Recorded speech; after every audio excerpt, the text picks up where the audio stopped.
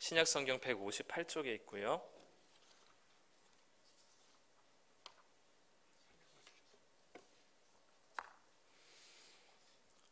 요한복음 7장 53절부터 8장 11절까지 말씀입니다. 요한복음 7장 53절부터 8장 11절까지 말씀. 교독하도록 하겠습니다. 제가 먼저 읽겠습니다. 다 각각 집으로 돌아가고 아침에 다시 성전으로 들어오시니 백성이 다 나아오는지라 앉으사 그들을 가르치시더니 서기관과 바리새인들이 음행 중에 잡힌 여자를 끌고 와서 가운데 세우고 예수께 말하되 선생이여 이 여자가 간음하다가 현장에서 잡혔나이다. 돌로 치라 명할거니와 선생은 어떻게 말하겠나이까. 그들이 이렇게 말함은 고발할 조건을 얻고자 하여 예수를 시험함이로라. 예수께서 몸을 굽히사 손가락으로 땅에 쓰시니 그들이 묻기를 맞이 아니하는지라.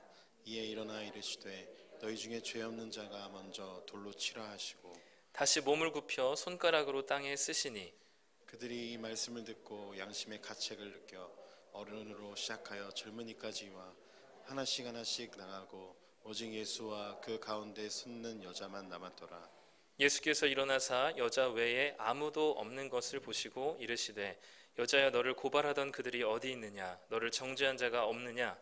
대답하되 주여 없나이다. 예수께서 이르시되 나도 너를 정죄하지 아니하노니 가서 다시는 죄를 범하지 말라 하시니라. 아멘. 네, 2시 예배 나오신 성도님들을 환영하고 축복합니다. 네, 제가 그 설교를 했던 영상들을 제 설교를 이렇게 가끔 피드백 차원에서 봅니다. 손발이 오그라드는데 그 보면서 이렇게 한 가지 이렇게 제 눈에 되게 거슬리는 게 있더라고요. 그게 뭐냐면 제가 설교할 때 쩝쩝대더라고요.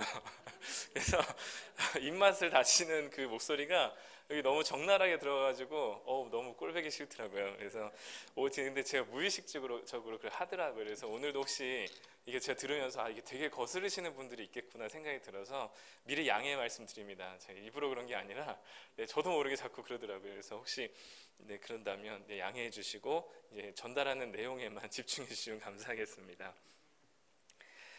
어제 부부의 세계라는 드라마가 끝난 걸로 알고 있어요. 네, 끝났죠. 네, 끝난 걸로 알고 있습니다. 16화로 마지막 화 끝난 것 같은데 이 불륜이라는 소재가 드라마에서는 좀 다소 뻔하고 단골 주제잖아요. 근데 이제 그거를 좀 뻔한 주제들을 풀어가는 방식이나 또는 이 배우들의 연기나 뭐 스토리의 이 빠른 전개들 이런 것들 때문에 이제 지상파 MBC, SBS, KBS를 제외한 비지상파 이제 이 드라마에서 역대 시청률을 기록했다고 하더라고요. 그러니까 엄청난 인기가 있었죠. 저는 한 번도 안 봤습니다. 근데 막 너무 많은 기사가 쏟아져가지고 저도 모르게 이제 내용들을 대충 알고 있는 것 같아요. 저도 한 번도 보진 않았지만 그 내용들이 주인공들이 이제 불륜을 저지르고 또 새로운 불륜의 관계가 그렇게 오래 지속되지 못하고 다시 또 예전에 또 배우자들을 찾게 되고 뭐 이렇게 얽히고 설킨 뭐 내용들이 있는 것 같습니다. 그 부부의 세계 내용들을 이렇게 가만히 살펴보면 우리의 모습과 좀 닮아 있는 것 같아요. 그 불륜을 저지르는 뭐 여러 가지 동기들이 있겠지만 제일 큰 것 중에 하나는 무언가 채워지지 않는 그런 공허함과 갈망 또는 갈증들이 항상 그 안에 내재되어 있다는 생각이 듭니다. 그런 것들이 그런 식으로 성적인 욕망으로 표출이 될 수도 있고 또는 돈에 대한 집착으로 표출이 될 때도 있고 아니면 어떤 성공의 자리에 대한 위치로 표출이 되기도 하죠. 겉으로 우리도 불륜이 드러나지 않았을 뿐이지 또는 불륜으로 표출되지 않았을 뿐이지 우리도 이 부부의 세계에 나온 주인공들처럼 무언가 항상 부족하고 갈급해하고 공허하고 그런 뭔가 빈 공간들이 우리에게 항상 있는 것 같습니다. 예전보다 더 많이 가지고 있고 뭔가 더 많이 누리고 있지만 지금 가지고 있는 것들을 더 많이 채우면 채울수록 뭔가 더 헛헛하고 허기진 우리들의 삶의 모습들이 바로 이 부부의 세계의 모습들을 좀 담고 있지 않는가 싶어요. 그래서 성경에서는 이것을 가리켜서 하나님으로부터만 채울 수 있는 공허하고 갈급한 근본적인 공간이다라고 말씀하고 있습니다. 사람들은 아담의 범죄 이후에 계속해서 이 빈 공간을 어떻게 채울 수 있을지를 노력하면서 살아왔어요. 그래서 아까도 얘기했던 대로 자연을 섬기기도 하고요. 또는 어떤 성공의 자리를 탐하기도 하고 어떤 성적인 욕망을 따르기도 합니다. 오늘 우리가 읽은 이 말씀이 바로 이 부부의 세계처럼 그 채워지지 않는 무언가, 그 빈 공간을 성적인 욕망을 따라서 충족하려는 한 여인의 이야기로 등장을 하게 되죠. 오늘 가늠한 현장에서 붙잡힌 여자의 이야기는 너무나 유명한 말씀입니다.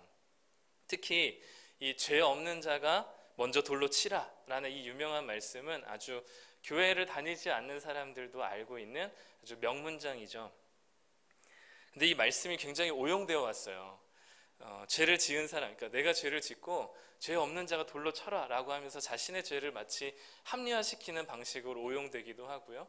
특히 교회 안에서는 어떤 공적인 책임의 위치에 있는 목회자라든지 또는 중직자들이 범죄를 저질러 놓고 이제 많은 교인들이 저분은 주님의 종이니까 주님께서 알아서 하실 거야. 그리고 너네들도 실수 다 하잖아. 잘못 다 하잖아. 이 세상에 깨끗한 사람이 어딨어. 실수할 수 있고 잘못할 수 있는 거지. 죄 없는 사람이 어딨어. 이렇게 얘기하면서 이 말씀들을 오용하기도 해요. 근데 우리가 생각해야 될 것은 이 말씀은 예수님께서 하신 말씀이에요. 죄를 진 사람이 죄 없는 자가 돌로 쳐라라고 스스로 한 얘기가 아니라 예수님께서 하신 말씀이었고, 또 예수님께서 이것을 죄를 가볍게 여기거나 또는 죄 지은 사람에게 면피를 주고자 이 말씀을 하신 게 아니라 오히려 예수님께서는 죄를 짓지 말라고 가늠한 여인에게 더 강조해서 말씀하시는 것처럼 훨씬 더 강력한 거룩을 요청하시는 말씀입니다. 그러니까 이 말씀은 처음부터 뭔가 죄 지은 사람들에게 합리화를 주거나 또는 그들에게 책임을 다른 이들에게 전가시키는 그런 일들을 위에서 나온 말씀이 아니라는 사실을 먼저 말씀드립니다. 그래서 자기 죄에 대해서 합리화할 때 이 말씀을 사용하거나 또는 어떤 공적인 책임의 자리에 있는 사람이 범죄하고 이 말씀을 이용하는 것은 예수님의 의도와 목적과는 다르다라는 사실을 인지하고 혹여나 누군가 그렇다면 그것은 정확하게 죄에 대한 처벌을 받게 하는 것이 하나님의 공의에 합당한 일이라는 사실을 기억해 주셨으면 좋겠습니다. 가늠한 여자 이야기는 사실 우리가 이제 가늠한 여자에게 초점이 많이 맞춰져 있는데요. 사실 이 말씀은 7장부터 읽어야지 좀 이게 어떤 맥락에서 지금 이 이야기가 등장했는지가 나옵니다. 그래서 7장부터 읽다 보면 가늠한 여자에게 초점이 맞춰지기보다는 예수님을 어떻게 하면 잡으려고 하는 바리새인들과 대제사장들과 서기관들의 모습이 7장부터 순서대로 계속해서 나와요. 그래서 우리 7장 30절과 44절을 한번 읽어보도록 하겠습니다. 그들이 예수를 잡고자 하나 손을 대는 자가 없으니 이는 그의 때에 아직 이르지 아니하였음이로라. 그 중에는 그를 잡고자 하는 자들도 있으나 손을 대는 자가 없었더라. 네, 예수님을 잡고 싶지만 이렇다 할 명분과 뭔가 체포할 만한 범죄가 드러난 사실이 없어요. 그렇기 때문에 이 바리새인들과 서기관들은 7장부터 계속해서 예수님이 자신을 가리켜서 자신이 생명의 배에서 생수의 강이 흐른다 하지 않나, 생명 영원히 목마르지 않는 생수라고 하지 않나, 생명의 떡이라고 하지 않나, 자신을 가리켜서 계속해서 이런 식으로 말씀을 하시니까 사람들이 메시아 아니야 막 그러기 시작한 거죠. 그래서 그런 상황 속에서 바리새인과 대제사장들이 너무 불편했던 겁니다. 그래서 예수님을 너무나 잡고 싶었어요. 그래서 잡고 싶은 이 마음이 7장에 가득하게 있습니다. 그리고 7장 오늘 우리가 읽진 않았지만 바로 앞의 문맥에서는 이 아랫사람들까지 보내요. 그래서 예수님을 어떻게 하면 꼬투리를 잡아가지고 고발해가지고 체포시키기 위해서 아랫사람들을 보내지만 그 아랫사람들이 예수님의 말씀을 듣고 감동을 받아서 빈손으로 이 바리새인들과 서기관들에게 되돌아오게 됩니다. 이런 맥락 속에서 바리새인들이 오늘 이 가늠한 여인의 이야기도 바리새인들이 어떻게 하면 예수님을 고발하기 위해서 예수님의 꼬투리를 잡기 위해서 만들어낸 하나의 악의적인 사건이라고 볼 수 있는 거죠. 53절에 보니까 바리새인들은 다 각각 집으로 돌아갔습니다. 그리고 예수님께서는 8장 1절에 보니까 감람산으로 가셨어요. 예수님께서는 예루살렘에서도 사역하시고 저 윗지방의 갈릴리에서도 사역하시고 사마리아 지역에서도 사역하시고 이스라엘이 아닌 이방 땅에서도 사역하셨습니다. 근데 예수님께서 예루살렘에 사역하실 때의 동선은 굉장히 간단해요. 특별히 예루살렘 성전, 아침에는 예루살렘 성전에 보면 성전의 뜰이 있습니다. 그 성전 뜰에 나와서 백성들을 가르치셔요. 그리고 병도 고쳐주시고 귀신도 쫓아내주십니다. 그리고 나서 저녁이 될 때는 그 성전의 오른편에 있는 감람산에 가셔서 쉬시고 또는 기도하시기도 하죠. 그래서 사진을 보여드리면 동그라미 되어 있는 데가 당시의 헤롯 성전이고요. 헤롯 성전에서 낮에 가르치시고 밤이 됐을 때는 그 오른편에 화살표에 따라서 가서 감람산에 가서 쉬십니다. 근데 이 감람산을 한 언덕 넘어가잖아요. 그럼 예수님의 베프, 나사로가 살고 있는 베단이라는 동네가 있어요. 그렇기 때문에 이 감람산으로 가셨다는 말은 감람산에서 야외 취침하셨다라는 말도 되고요. 또 동시에 감람산 너머에 있는 예수님의 친구인 나사로의 집에 가서 쉬셨다라는 말도 됩니다. 그래서 어쨌든 예수님께서 예루살렘에 사역할 때는 성전에서 가르치시고 감람산이나 또는 나사로의 집에 가서 쉬시고 또 이렇게 왔다 갔다 하셨어요. 1절에 보니까 감람산으로 가셔서 쉬셨어요. 그리고 그 다음날 아침에 2절에 보니까 다시 성전으로 돌아오십니다. 그리고 백성들을 가르치기 시작하셨어요. 예수님께서 한참 막 가르치시는데 한쪽에서 막 웅성웅성 소리가 들려요. 그리고 막 사람들을 비집고 들어오는 얼굴들을 보아하니 익숙한 얼굴들입니다. 바로 예수님을 끔찍히도 싫어하는 바리새인과 서기관들이죠. 이번에는 뭔가 단단히 각오를 한 듯한 눈빛으로 들어와요. 그리고 그들의 손에는 한 연약한 여인이 옷도 제대로 챙겨 입지 못한 채로 끌려 나오게 됩니다. 예수님을 둘러싼 무리들을 헤쳐서 그 가운데 들어오죠. 그리고 예수님 바로 앞에 이 여자를 세워놓습니다. 그리고 예수님께 질문하죠. 모세율법에 가늠한 여자는 돌로 치라 했는데 선생님은 뭐라고 하시겠습니까? 라고 질문해요. 이 질문은 우리가 다 알듯이 지금 7장부터 계속해서 이어왔듯이 순수하게 정말 해답을 묻고 싶어서 이 질문을 하는 게 아니었습니다. 8장 6절에 요한이 상세하게 또 친절하게 기록하고 있는데 우리 6절 한번 읽어보도록 하겠습니다.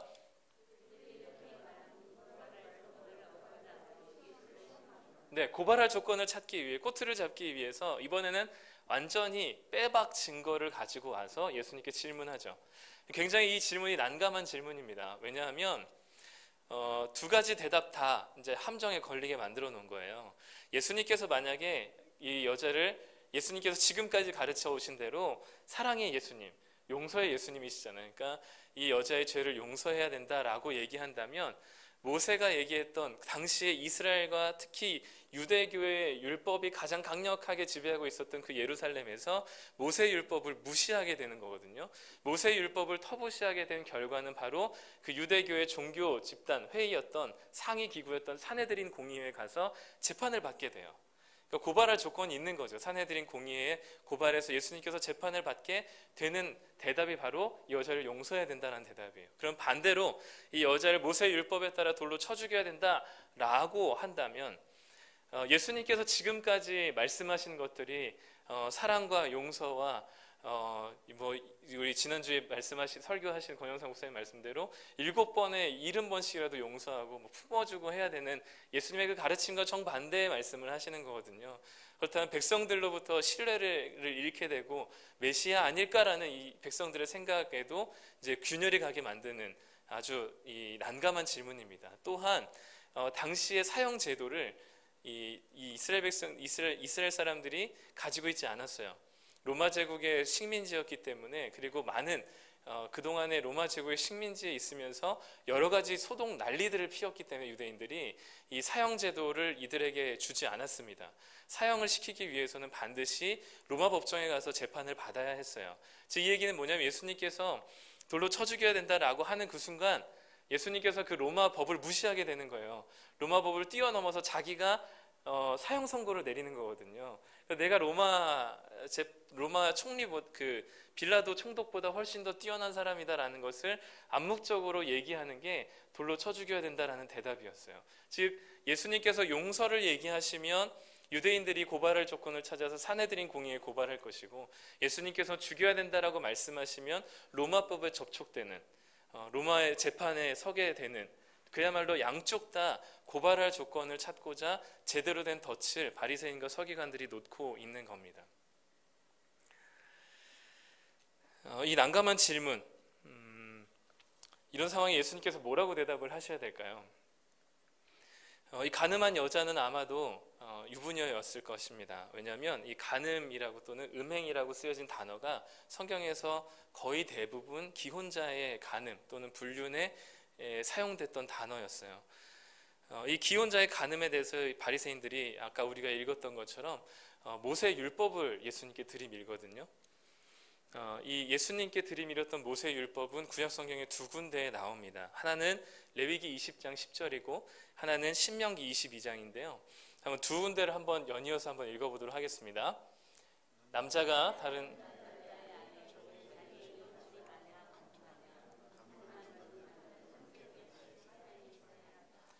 너희는 그들을 두 사람을 다 성문을 밖으로 데려다 놓고 돌로 쳐서 죽여야 한다.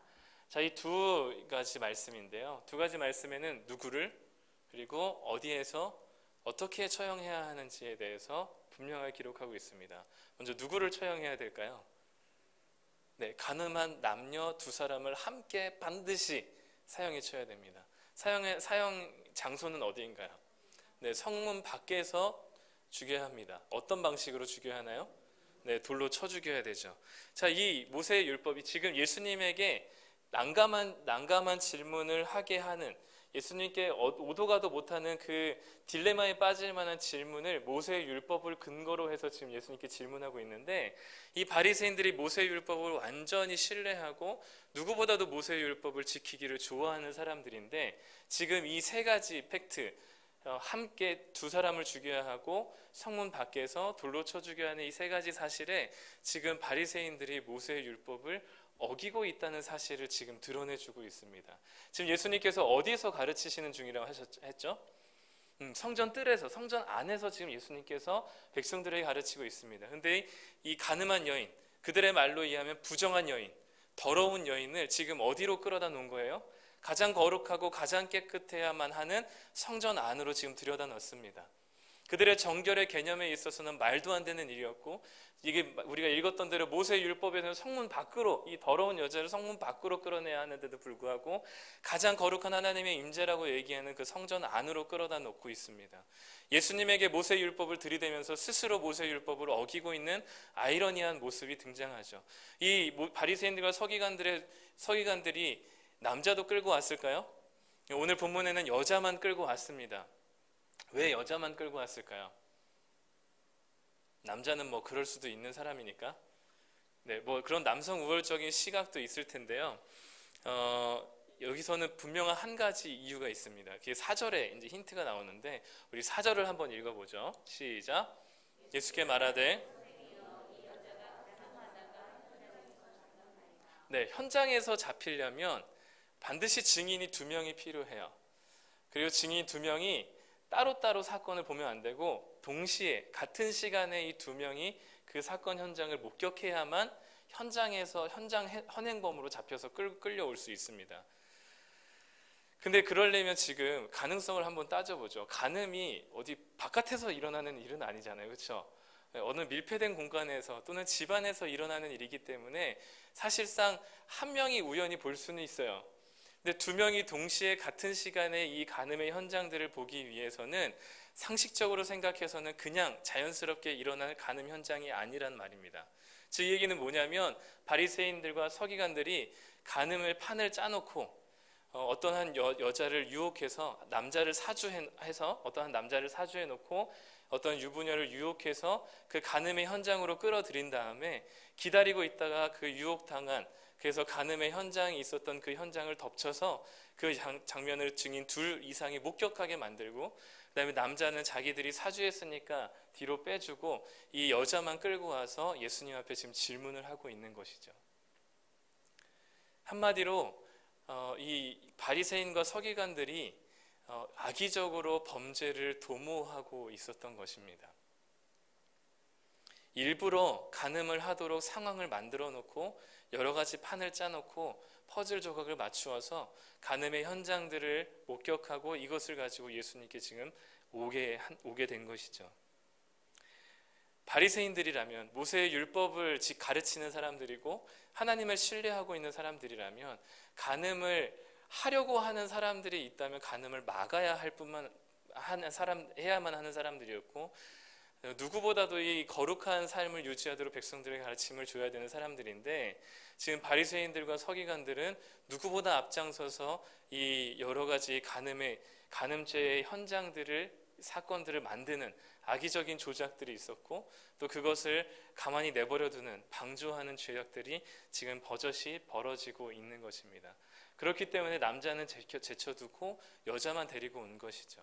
왜냐하면 현장에서 그 자신들이 만들어 놓은 그 사건 현장에서 자신들이 보았기 때문입니다.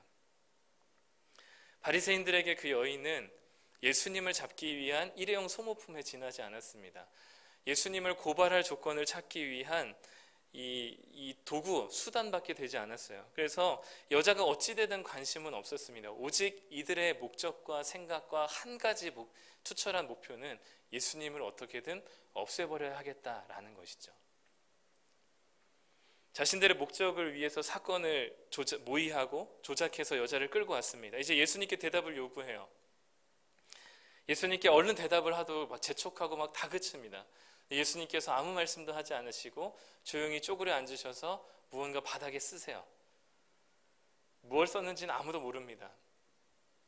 그래서 다시 일어나셔서 우리가 알고 있는 그 유명한 말, 너희 중에 죄 없는 자가 먼저 돌로 치라 라고 얘기하시죠. 예수님의 그 한마디 말씀에 예수님을 고소하고 또 이 여자를 끌고 왔던 수십 명의 무리들이 젊은이로부터 어른부터 젊은이까지 한 명씩 한 명씩 떠나가기 시작합니다. 우리가 생각해야 될 것은 이 바리새인들이 데리고 왔고 주변에 예수님의 가르침을 받고 있었던 백성들이 돌을 들고 있었던 게 아니에요. 이 바리새인과 서기관들이 한두 사람이 온 게 아닙니다. 수십 명이 지금 이 사건 현장을 목격하고 데리고 와서 압도적인 이 명수와 지위를 가지고 예수님께 지금 압박하고 있는 거예요. 근데 예수님께서 그때 말씀을 하셨죠. 너희 중에 죄 없는 자가 돌로 치라. 이 말씀은 죄 없는 자라고 할 때 이 자가 죄 없는 증인을 가리키는 말인데요. 신명기 17장 7절에 보면은 어떻게 처형을 해야 되는지 조금 더 자세히 나와 있습니다. 한번 신명기 17장 7절 한번 읽어보겠습니다.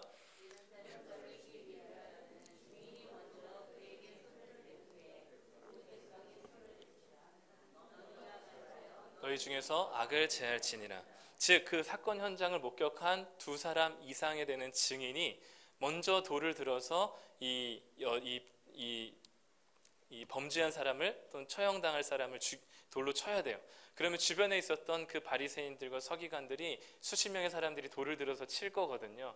예수님께서 지금 이 얘기를 이 죄 없는 자가 먼저 돌로 치라 하는 이야기에 이 단 한마디에 예수님께서 성을 내신 것도 아니고 논리적으로 반박하신 것도 아닌데 예수님께서 하신 이 단 한마디에 예수님을 고발하고 이 여자를 고발했던 수십 명의 사람들의 바리새인과 서기관들이 떠나갔단 말이에요. 왜 어떻게 이런 일이 있을 수 있을까?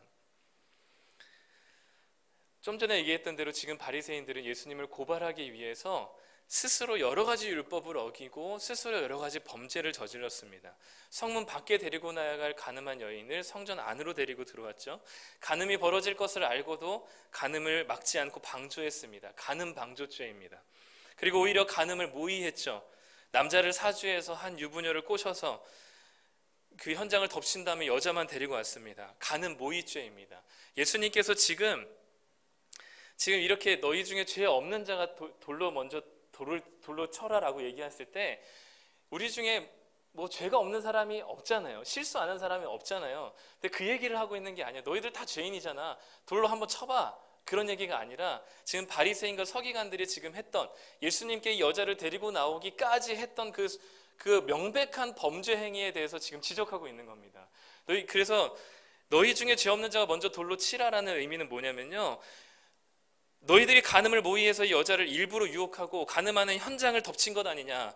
그렇게 악의적으로 범죄 현장을 만들어서 스스로 증인 행세를 하는구나. 간음죄를 처벌하기 앞서서 너희들이 지은 그 간음 방조죄와 간음 모의죄에 대해서 먼저 처벌해야 될 것이다. 간음죄의 증인이라고 자처하는 너희들이 먼저 돌을 들어라. 그리고 누구를 먼저 돌로 쳐 죽여야 하는지 너희들이 선택해라, 이런 뜻입니다.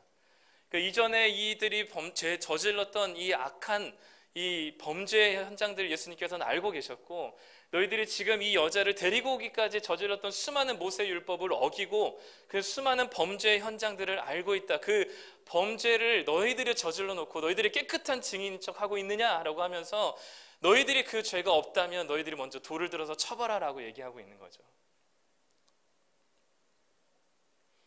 그러자 바리새인과 서기관들이 기겁을 합니다. 자기들이 저질렀던 죄 때문에 그 여인을 돌로 먼저 쳐 죽이기 전에 자신들이 돌로 먼저 쳐 죽여야 될 사람이라는 가책을 받게 되는 거죠. 그런 양심의 가책을 받은 사람들이 예수님의 그 한마디 말씀 때문에, 이 좌중을 압도하는 예수님의 이 엄중하고 위험 있는 말씀 한마디 때문에 예수님을 고발하려고 하던 그들이 다 돌아가게 됐습니다. 이 이야기는 바리새인들의 그런 악의적인 조작에도 불구하고 예수님의 단 한마디로 승리하신 아주 예수님의 지혜롭고 탁월한 모습을 보여줍니다. 예수님을 고발하려고 난처한 질문을 쏟아냈던 바리새인들이 모두 다 도망갔거든요. 그럼 이제 이 이야기는 사실 여기서 끝나면 가장 이상적이라고 생각이 듭니다. 왜냐하면 지금 문맥상으로도 여자가 중요한 게 아니고요. 지금 이 예수님을 어떻게든 잡고자 하는 이 바리새인과 서기관들의 노력과 그에 대항하여 예수님의 지혜롭고 탁월한 이 해결 방식이 계속해서 두드러지게 보여지고 있거든요. 그럼 예수님께서 아주 지혜롭고 탁월한 방식으로 이 바리새인들과 서기관들을 물리치셨다. 우와, 예수님 진짜 지혜롭고 대단하시다라고 하고 이 말씀이 끝나면 너무 자연스럽습니다. 하나도 이상하지 않아요. 근데 예수님의 눈길은 이 바리새인들과 서기관들에게 이용당할 만큼 이용당하고 버려진, 그리고 남겨진 한 여인에게 향합니다. 바리새인들은 그녀를 자신들의 필요에 의해 써먹고 버렸지만 예수님께서는 그녀를 결코 버리지 않으셨습니다. 바리새인들은 그녀를 자신들의 목적을 위한 도구로 생각했지만 예수님께서는 그녀를 죄에서 벗어나게 해주고 새로운 삶을 살아야 할 한 인격체로 예수님께서는 바라보고 계셨어요. 그래서 바리새인들이 자신들의 쓸모가 없어진 그 가늠한 여인을 버려두고 갔지만 예수님께서는 그것으로 자신의 승리를 자축하시고 내가 이렇게 지혜롭고 탁월한 메시아다라는 것을 부각시키고 드러내지 않으시고 그들에게 이용당할 만큼 이용당하고 연약하여서 쓰러진 한 여인을 예수님께서는 그 여인에게 집중하시고 그 여인에게 다가가십니다. 이 가늠한 여인에게 다가가시는 예수님의 모습을 보면 이 동일한 복음서 요한복음의 4장에 등장한 사마리아 여인의 모습이 얼핏 보이기도 합니다. 이 사마리아 여인도 자이이든 타이이든 5명의 남편이 거쳐갔어요. 동네 사람들이 다니지 않는 정오 시간에 무언가 숨겨야 될 게 많은, 정오의 시간에 물을 떠야만 하는 아주 숨겨야 될 게 많은 비밀스러운 여인이었습니다. 아마 부부의 세계에 나오는 사람들처럼 무언가 채워지지 않는 갈망, 목마르고 공허하고 채워지지 않는 그런 갈급함 때문에 늘 불안한 삶을 살아왔던 것 같기도 합니다. 그래서 남자에게서 무언가 체험받기 위해서 열심히 노력하고 여러 남자들을 만났을 수도 있겠죠. 그러나 그렇게 허기지고 갈급한 사마리아 여인, 그 우물가에 우물을 뚫어 나온 그 정오의 태양빛에 나온 사마리아 여인에게 예수님께서 다가가십니다. 유대인이셨던 예수님, 그리고 남자였던 예수님께서 그 여자에게, 상종도 하지 않는 사마리아 여인에게 다가가시죠. 그리고 사마리아 여인에게 영원히 목마르지 않는 생수를 주겠다 약속하십니다. 이 사마리아 여인과 같이 오늘 가늠한 여인도 비록 바리새인들과 서기관들이 악의적으로 모의한 간음 현장에 있었지만 어찌됐든 자신도 속아서 자신도 유혹당해서 간음을 저지른 죄인입니다. 자신의 남편으로부터 사랑을 받지 못했을 수도 있고 무언가 계속해서 남편이 있지만 체험받지 못하는 여러 가지 공허함과 체험받지 못하는 빈 공간이 있었을 수도 있겠습니다. 그래서 다른 남자로부터 무언가 사랑을 받기를 원했을 수 있어요. 그러나 만났지만 바리새인들이 덮치는 현장, 그리고 자신을 예수님께로 끌고 간 그 상황들을 보면서 그 남자도 나를 사랑한 게 아니었구나라는 배신과 그런 절망 속에 빠져 있을지 모르겠어요. 그리고 자신을 이용할 때를 이용한 바리새인들, 그리고 바리새인들은 어디로 간지 가버리고 그 무리들 사이에 홀로 남겨져 있었습니다. 예수님께서는 그 홀로 남겨진 여인에게 다가가시죠. 그리고 너를 정죄하는 사람이 어디 있느냐 묻습니다. 그리고 오늘 우리가 읽진 않았지만 7장 앞부분에 예수님께서는 자신을 가리켜서 예수님 자신을 가리켜서 배에서 영원히 흘러나오는 영생수를 주시겠다 말씀하십니다. 사마리아 여인에게 영원히 목마르지 않는 물을 주시겠다 약속하신 것처럼 가늠한 여인에게도 비슷하게 배에서 생수의 강이 흐르겠다라는 약속도 또한 말씀하십니다. 그런 연약한 그녀를 예수님께서 외면하지 않으시고요, 바리새인들에게는 그렇게 단호하고 엄중한 말씀을 하셨지만 세상 따뜻한 말씀으로 나도 너를 정죄하지 아니하노니 가서 다시는 죄를 범하지 말라라고 말씀하셨습니다. 이 여인에게 있어서 이 정죄당하지 않는 삶은 태어나서 처음 들어본 말이었습니다.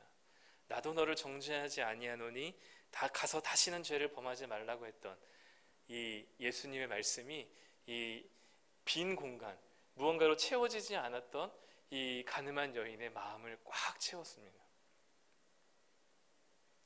예수님께서 이 내가 너를 정죄하지 않는다는 이 말씀은 간음죄를 가볍게 보시겠다는 얘기가 아닙니다.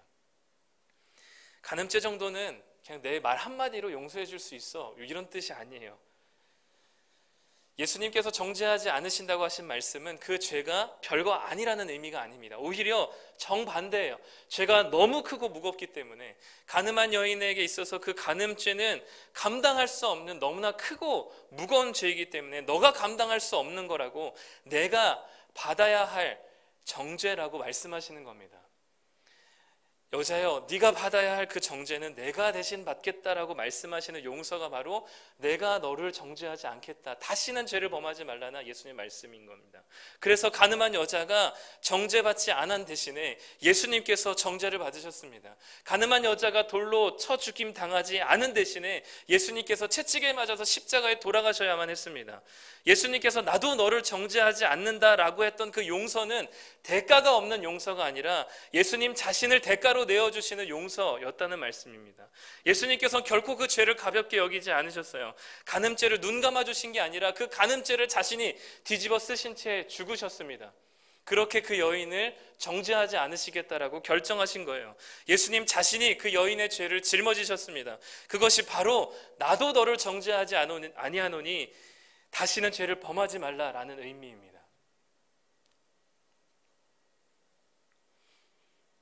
그 가늠한 죄는 이 여인이 어떻게든 어떤 처벌을 받더라도 되돌릴 수 없는 죄악입니다. 이 여인이 어떻게 하더라도 갚을 수 없는 죄입니다. 죽음으로서밖에 갚을 수 없는 죄이죠. 근데 예수님께서 내가 대신 그 정죄를 뒤집어 쓰시겠다 결정하시고, 예수님께서 대신 돌에 맞으시고, 예수님께서 대신 채찍에 맞으시고, 예수님께서 대신 십자가에 달려 죽으심으로 그 여인을 정죄하지 않으시고 다시는 죄를 범하지 않는 새로운 존재로 예수님께서 변화시켜 주셨습니다. 그런 의미에서 우리 모두가 가늠한 여인입니다. 우리 안에 선한 것이 아무것도 없습니다. 단 하나의 가능성도 없습니다. 현장에서 가늠하다가 잡혀서 빼도 박도 못하는, 그래서 돌에 맞아 죽을 수밖에 없는 존재, 완전한 죄인입니다. 그런데 예수님께서 우리를 정죄하는 수많은 사탄의 고발들을 주님께서 멈추셨습니다. 예수님도 우리를 정죄하지 않으신다고 말씀하셨죠. 왜냐하면 우리의 죄를 예수님께서 짊어지시고 우리의 정죄를 예수님께서 정죄당하시기로 결정하셨기 때문이죠. 십자가에 달려서 하나님 아버지로부터 쏟아지는 모든 저주와 진노를 오롯이 받으셨습니다. 예수님이 우리의 정죄를 받아서 죽으셨기 때문에 우리는 이제는 예수님의 대속의 은혜로 완전히 새로운 존재가 되었습니다. 전에는 간음죄를 계속해서 간음죄를 지을 수밖에 없는, 무언가 공허해서 빈자리를 채워야만 하는, 그래서 돈을 끌어다 놓고 세상의 것들을 끌어다 놓아야만 하는, 계속해서 반복적으로 죄를 지을 수밖에 없는 죄인이었습니다. 그런데 이제는 죄를 짓지 않을 수 있는 사람들이 되었어요. 그런데 이제 우리는 마치 우리 스스로 뭔가 잘해서 깨끗해진 양, 바리새인처럼 누군가를 정죄하고 비난하는 데 앞장서 있습니다. 탕자 이야기에 나오는 첫째 아들처럼 둘째 아들을 못마땅하게 여기고 정죄하고 비난하며 아버지의 잔치를 거부하는 바리새인이 되어버린 우리들의 모습을 보게 됩니다. 우리는 항상 바리새인과 가늠한 여인 그 사이 어디인가 있는 것 같아요. 자칫 잘못하면 죄악으로 빠지는 가늠한 여인이 될 수도 있고요. 자칫 잘못하면 나의 몇 가지 의로운 행동들로 인해서 다른 사람들을 정죄하고 비난하기 쉽습니다. 우리가 이 바리새인과 가늠한 여인 사이에서 어느 한쪽에 치우치지 않기 위해서는 예수님이 우리에게 어떤 대가를 치르시면서 우리의 죄를 담당하셨는지를 기억해야만 합니다. 내가 다시는 너를 정죄하지 아니하노니 죄를 범하지 말라고 말씀하셨던, 우리가 받아야 할 정죄를 예수님께서 대신 받으신, 우리가 맞아 죽어야 할 그 죽음 앞에 예수님께서 십자가의 죽음으로 대신하신 그 예수님이 치르신 대가가 얼마나 큰 것인지를 깨달을 때 우리는 바리새인도 아닌 가늠한 여인도 아닌 하나님 나라의 백성으로서 예수님의 제자가 될 수 있을 것입니다. 예수님의 사랑만이 우리에게 남기를 간절히 소망합니다. 이 시간 우리 같이 찬송 하나 부를게요. 주 사랑, 놀라운 그 사랑 함께 찬송